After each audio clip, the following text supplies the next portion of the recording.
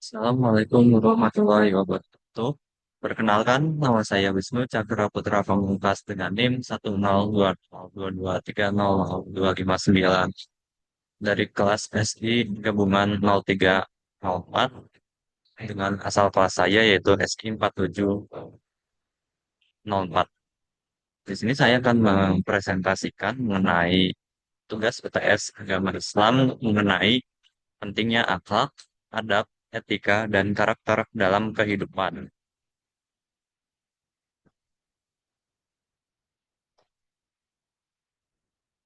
Baik, jadi yang pertama, dalam pandangan Islam sendiri, kesempurnaan iman seseorang itu bukan hanya dilihat dari ibadah ritualnya saja, melainkan ada juga indikator-indikator yang lainnya seperti akhlak, adab, etika, dan juga karakter. Nah, sebagaimana disampaikan oleh Rasulullah SAW, yang yaitu sesungguhnya aku diutus untuk menyempurnakan akhlak yang mulia. Hadis riwayat Ahmad.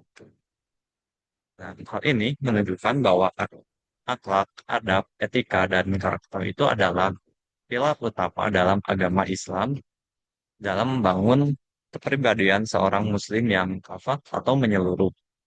Nah, di tengah tantangan zaman yang semakin modern ini, kita sering melihat krisis moral terjadi di berbagai macam tempat. Oleh karena itu, penting bagi kita selaku umat Islam untuk menanamkan nilai-nilai moral agar mampu menjadi insan yang berilmu sekaligus beretika dalam menjalani kehidupan sosial, akademik, dan profesional.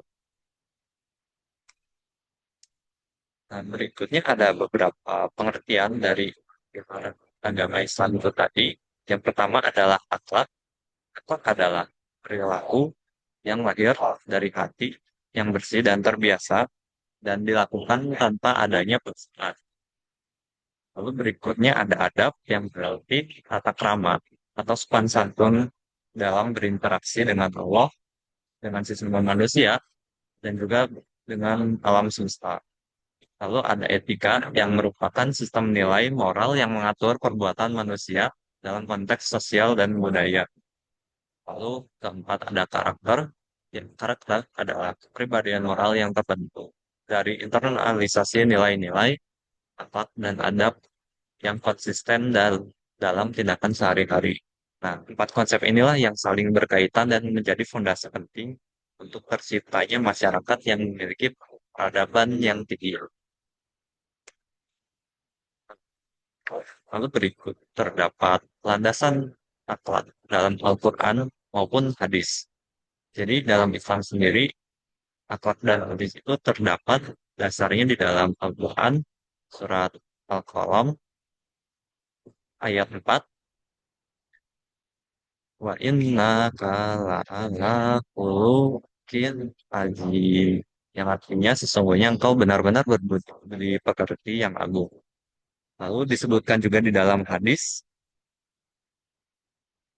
ayat Al-Quran ini menegaskan bahwa akhlak mulia merupakan cerminan kesempurnaan iman dan karakter seorang mukmin.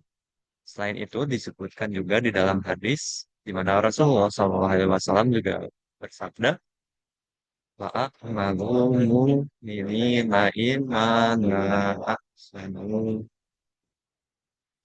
Yang artinya seorang mukmin yang paling sempurna imannya adalah yang paling baik akhlaknya.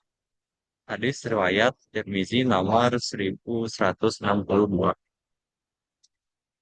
Nah, berikut adalah peran akhlak di dalam peran akhlak, adab, etika, dan karakter dalam kehidupan.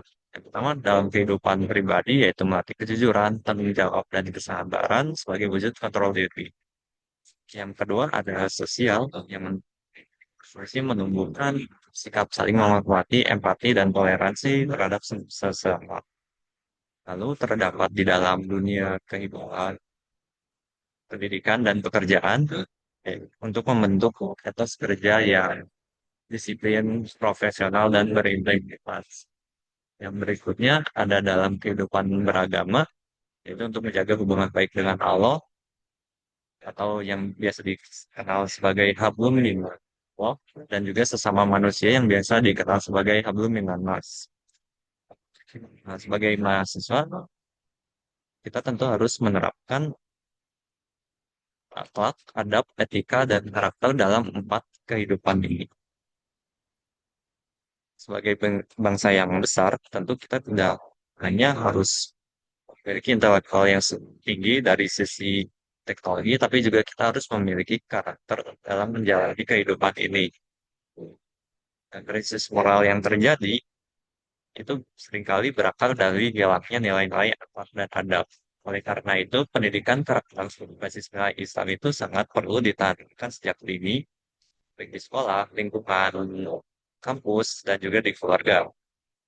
Yang mana hal ini sejalan dengan upaya untuk membentuk manusia yang lebih beriman, bertakwa, dan berakal mulia. Nah, kesimpulannya adalah akhlak, adab, dan etika merupakan satu kesatuan yang tidak mungkin kita pisahkan. Karena itu merupakan keempat pilar yang jadi dasar dalam kehidupan seorang muslim.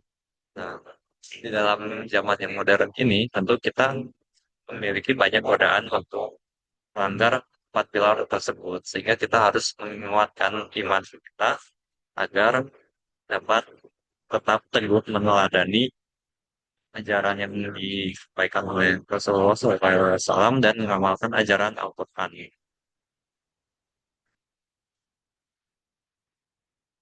Sekian dari saya. Terima kasih. Assalamualaikum warahmatullahi wabarakatuh.